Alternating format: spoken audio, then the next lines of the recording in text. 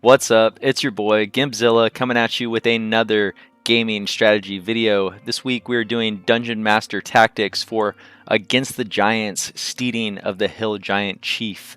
As always, this video will start with a short numeric review at the beginning of the video, followed by three primary sections, first being my player experience, second being story hooks and quest lines that you're likely to experience within the module, and then third and finally would be a room highlight section where I cover some specific rooms that really help this module come to life. So with that in mind, guys, starting us off here just with a short numeric review, unfortunately I would rate Steading of the Hill Giant Chief at a solid 6 out of 10.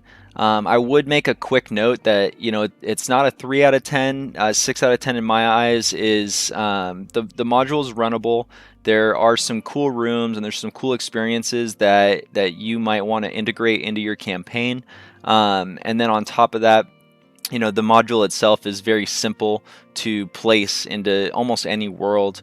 And I do think it has some very cool environmental pieces. The main reason for such a low rating is the overarching story.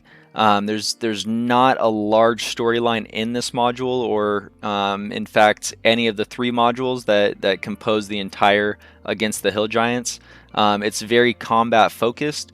If your party likes dungeon delves and just kind of killing large creatures, then this is a perfectly fine module. It's basically a beat 'em up, get the loot, and get out.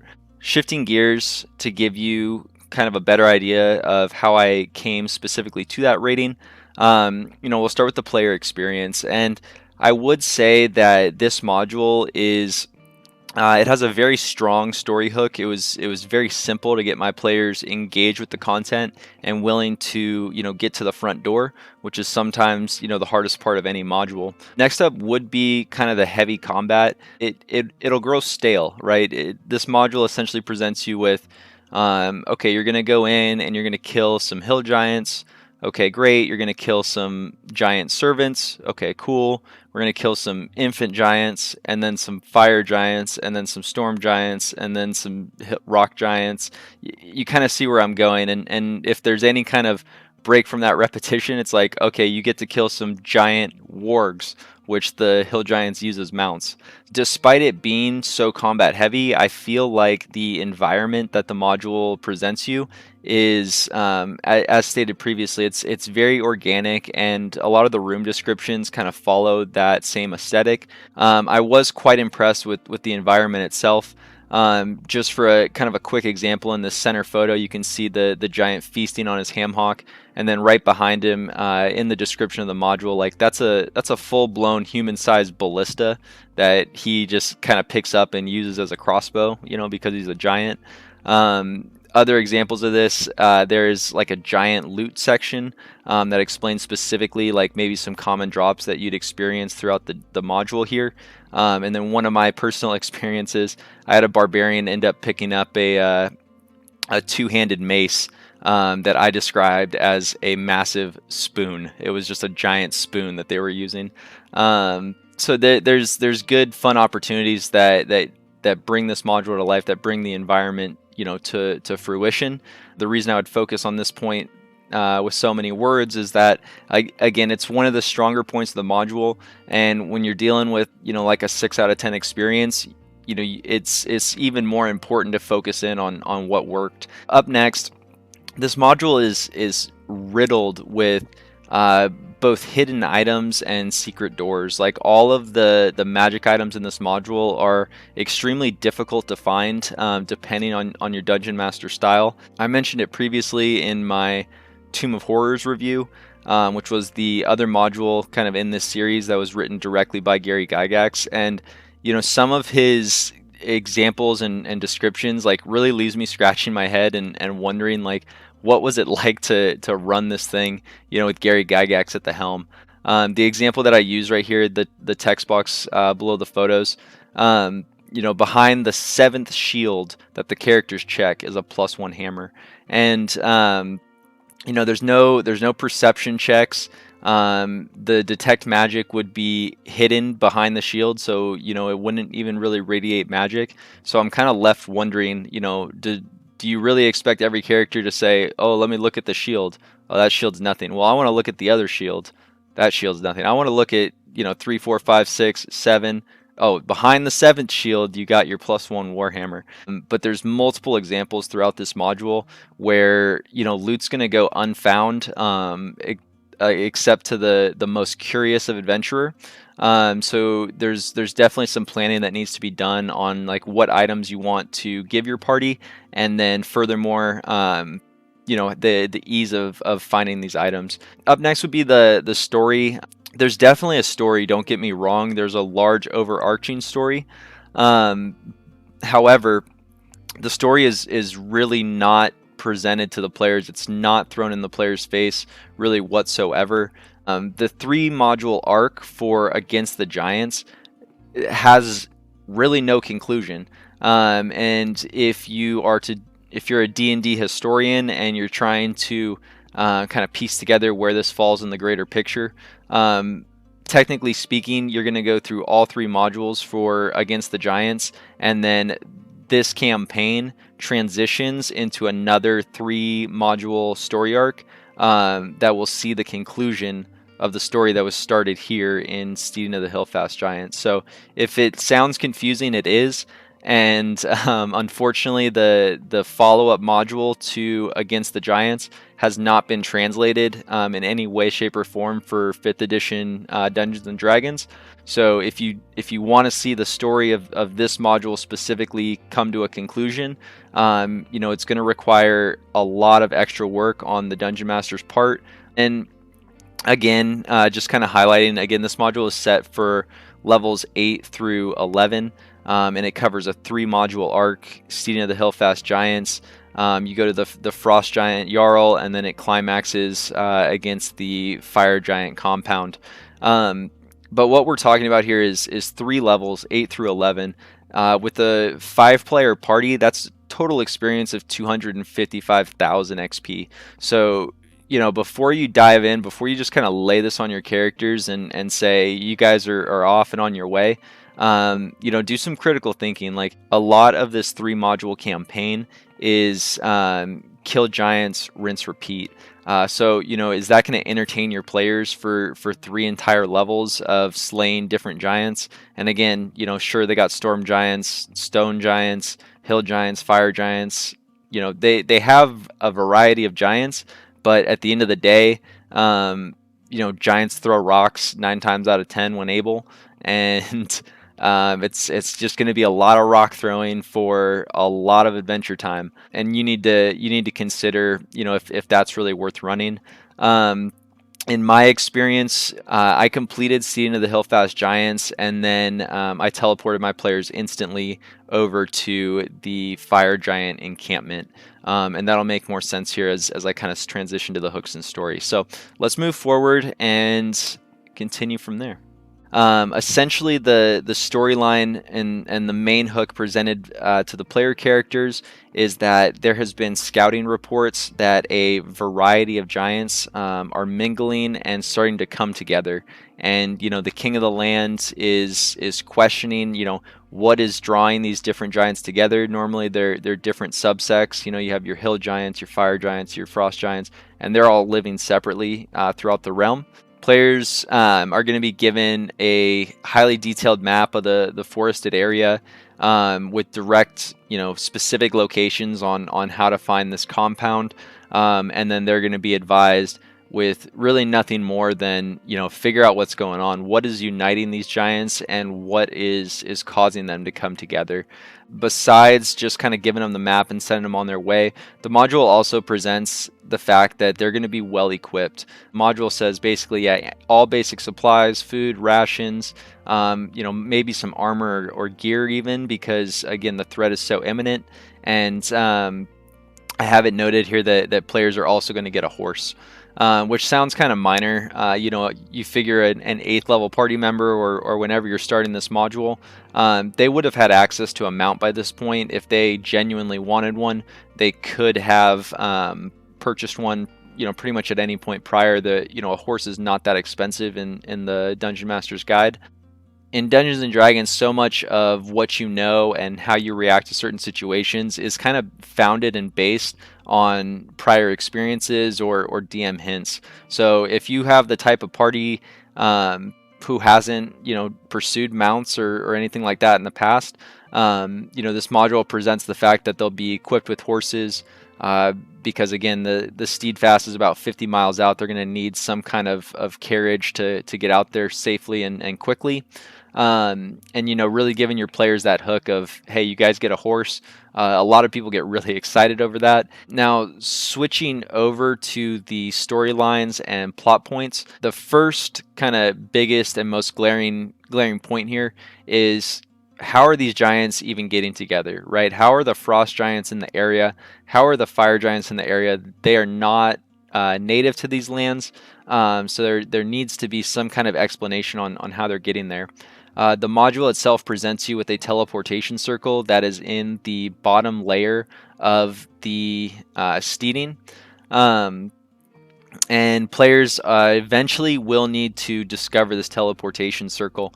The module also writes around the fact that if players are to simply just go in, kill all the giants, and then leave without ever discovering this teleportation area, then the giants will eventually reassemble, and it would be a reoccurring villain for your campaign of, hey, these giants keep coming back until players are able to like dive deeper and understand where these giants are coming from. So, and the last thing I would bring up around the teleportation circles regarded in this module here is players are going to have this intuition to, burn it all. Like, let's just burn it to the ground.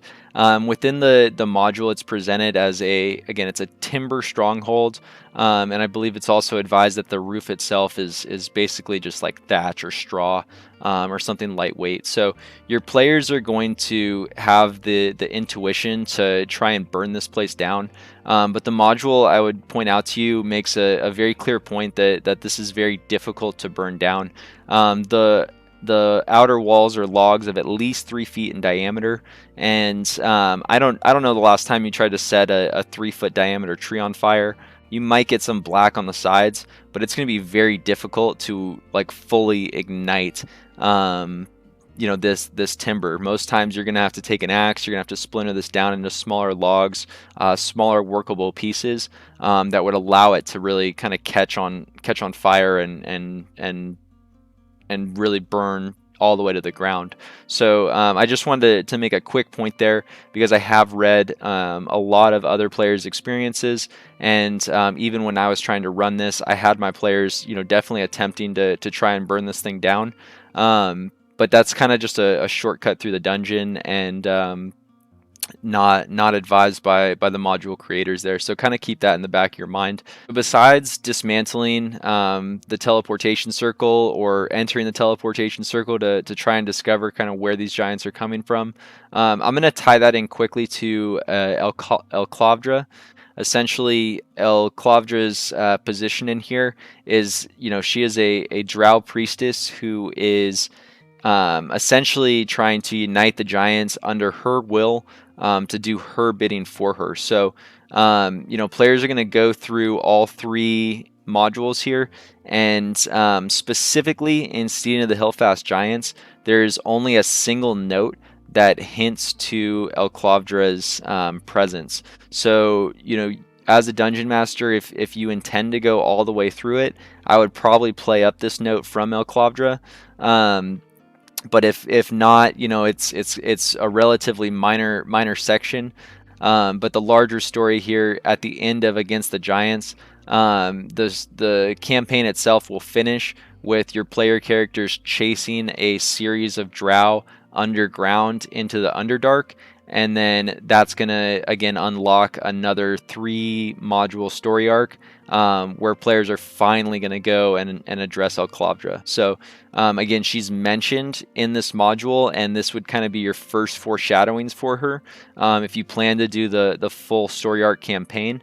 And then the final storyline that I can kind of see coming to fruition here in Steeding of the Hill Giant Chief is the Orc Revolt.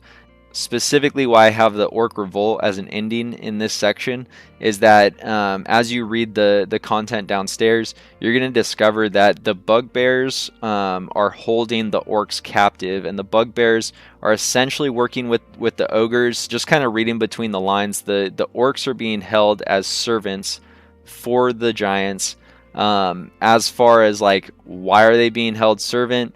Why are there, like 200 plus servants? How are they feeding them? What do they plan to do with them? None of that is written into the module, other than the fact that there are about 200 orcs being held captive downstairs. So the module also suggests that if the players are to help free the orcs, that they would possibly be willing to help clear out the giant threat above. Throughout the module downstairs, it presents the orcs as being like malnourished, like held captive. They're like cannibalizing each other just to survive at this point.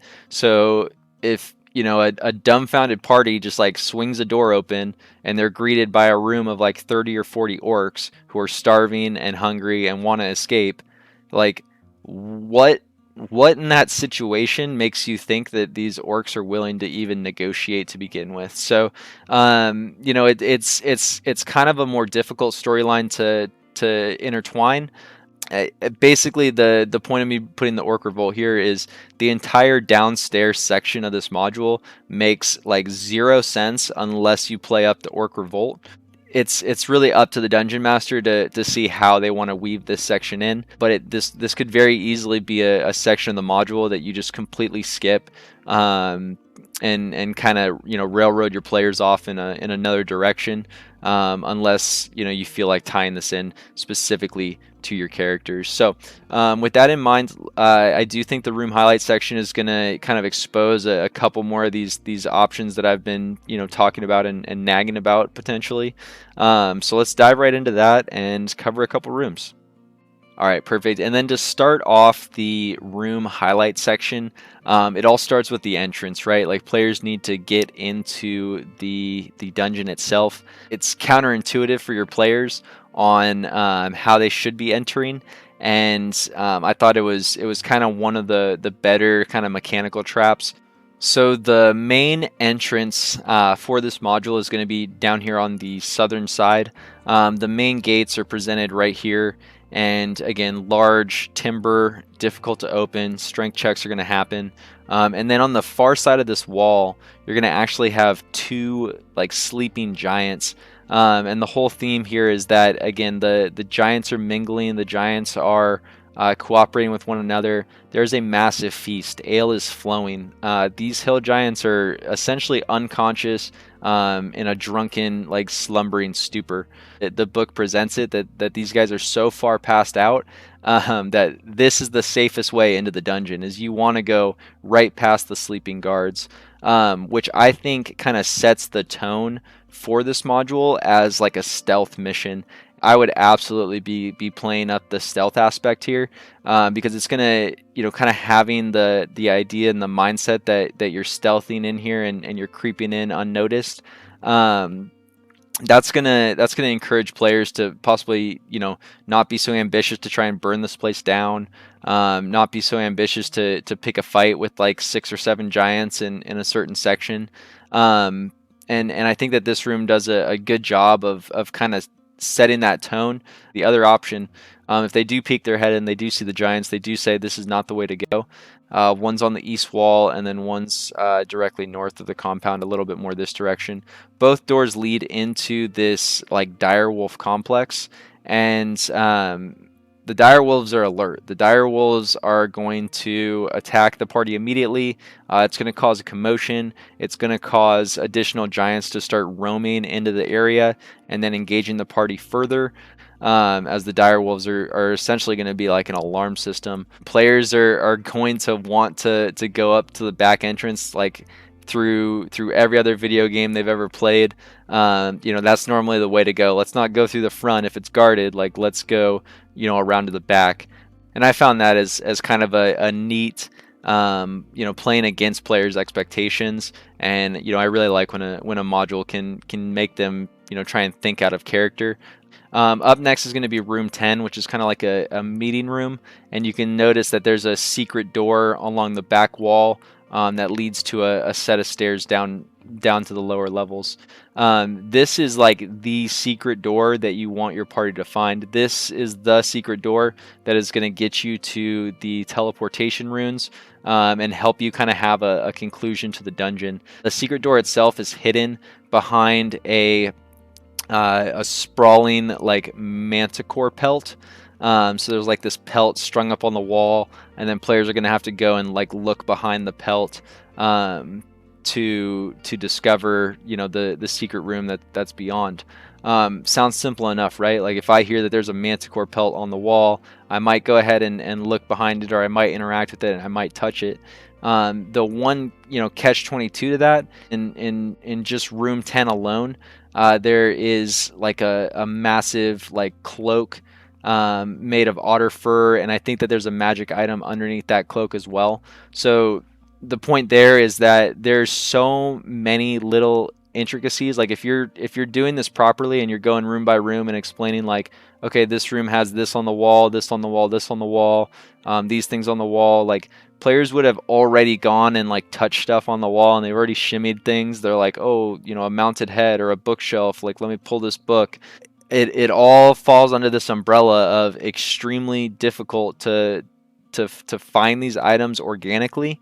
So you're gonna need to think as a dungeon master like, okay, I want to use all this wall stuff. I want to use like all the fancy room descriptions, but the reality is if I go too heavy on the room descriptions, then players are just gonna essentially start ignoring them as just fluff, and you know it's very easy for them to overlook a manticore rug mounted that needs to be kind of shoveled aside to discover the secret door. So again, just to recap, room 10, this is the secret door that you want them to find. Well, specifically behind the manticore rug, you're going to find the note from El Calavdra. You're also going to find a map of the compound itself, which, you know, is very helpful to players. Specifically this area right here, you really want to make sure your characters are poking around.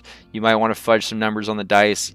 I guess just one more thing before we head downstairs. The Hill Giant servants are fully aware of the secret stairway in room 10, and they're more than willing to work with the party for their freedom and exchange information to have the party let them run free. So there's a couple sections with Hill Giant servants in here. You know, prepare some role-playing encounters for them. Use them to kind of display information that might be harder to pick up for the party specifically. Downstairs, you know, there's really nothing that, you know, would excite me so much that I feel like I have to highlight a room specifically. There's just a couple points that I really want to bring to your attention and let you kind of think about critically. Reading the module, the flowing river ends up like in an underground lake, like 2 or 3 miles below the compound. It is not an exit, just to be very clear. Like there's no exits out of the bottom layer other than going up the stairs and out the front door. At least module as written.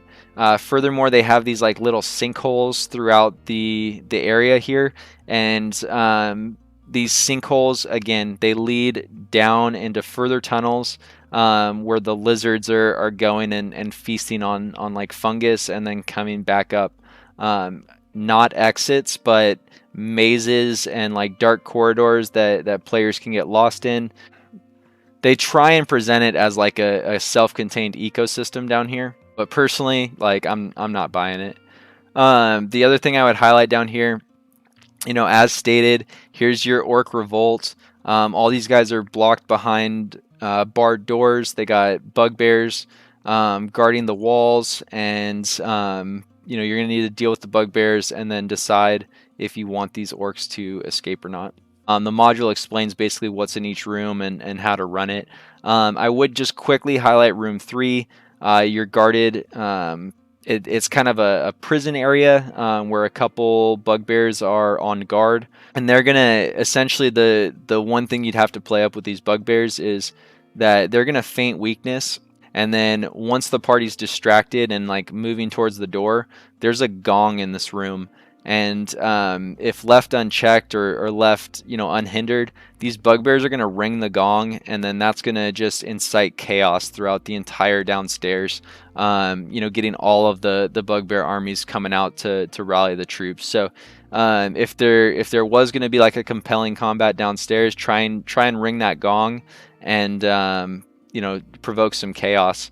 Besides that, I think each one of these commoners kind of had a pretty cool story. I kind of liked how the module wrote it in there that this knight's willing to serve the party for a full year after he's granted his freedom. I thought he was kind of a cool character, and maybe a friendly NPC would be a nice change of pace with all of the combat downstairs. And then the last room that I really want to touch on for this module here is going to be what's considered the King's Treasure Room. The first thing you're going to notice are the two sets of stairways that I had previously mentioned. This is the one from room 10 specifically. This is behind the Manticore cloth, and probably the better of the two ways to have your characters come downstairs. Again, the storyline is a lot harder to control as the Dungeon Master if they just come down into an open area. And that's furthered by the fact that this treasure room is, once again, hidden behind secret doors. One entrance, one door, two exits, second door, third door, and third walkway. So they're presented with 6 different routes to go. Like, what is going to inspire somebody to look for secret doors in this room specifically? But let's assume that you have like the nosiest rogue in the world. The guy's always looking for traps. He's always looking for secret doors. He goes in every single room with his little dagger and shimmies it along the wall. Now you're in this whole second section. You have the manticores here, which are released by like a lever on the wall. Again, just an open kind of treasure section where the chieftain kind of hangs out. We found the secret door. We found the treasure. Like, we're done, right? Like, what else is here? Oh, well, I'm sorry, you guys missed the secret door behind the secret door. Like, here's the teleportation rune, right? And it's like, hey, I heard you like secret doors, so I got you some secret doors behind your secret doors to help you find your secret doors. It's just like, there's way too many levels of deception in this dungeon.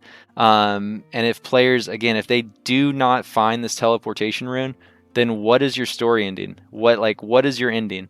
The best thing you can do if they don't find your teleportation rune is, again, hint that the giants are still coming, hint that the giants are still occupying the area, hint that the giants are still uniting under one flag, and then the players are going to be like, WTF, we cleared out that whole place. We found the Manticore rug, and we found his secret like treasure room, and it's like I don't know where they're coming from. I don't know why they're here.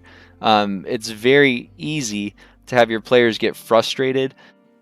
Forget all the secret doors, right? Let's just say that you do some Dungeon Master magic and you get them into the teleportation rune.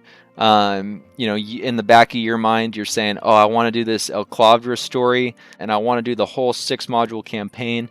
That's awesome. This is going to be so good. Like, when was the last time you had a character just blindly walk through a teleporter? I'll pause for dramatic effect right there. A lot of parties get really intimidated when you say, yeah, you have to blindly walk through that shimmering portal. Go for it. I'm ready when you are. Like, they're just going to say no. Like, I just want to like break it or dismantle it and destroy it. What's going to be that final step that really pushes them into the teleporter? That's where I'm going to leave you guys. Just remember, there's so many hidden traps within these walls. You need to determine early on, like, what is this dungeon going to do for me in my storyline? Make sure you comment, like, subscribe. Your views are very much appreciated. And, leave comments down below on future modules that you might be looking forward to. This is Gimpzilla, out.